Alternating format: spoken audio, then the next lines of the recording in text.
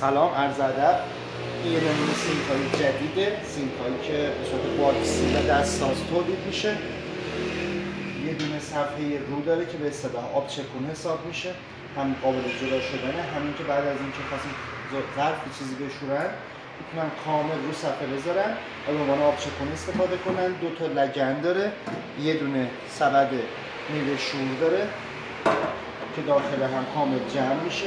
قابلیت اینو داره که تو دو تا حالت استفاده بشه، هم قفسه پایین هم قفسه بالا به صورت ریلی جابجا میشه.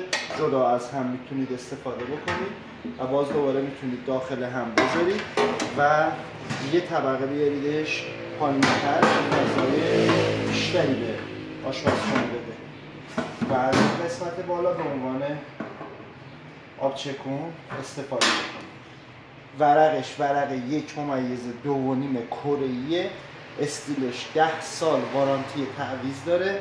وقتی که شیر روش بسته میشه کاملا قابلیت جابجایی شیر رو داره. این قسمت شیر سوراخ داره که ما هنوز جامایش رو نبستیم، میتونن جامایه استیل ببندن یا شیر تصفیه آب. عمق لگن حدوداً 25 سانته. تو 3 تا سایز داره تولید میشه، سایز 70، سایز 90 که همینه که دارید میبینید و سایز 100 در خدمت شما هست.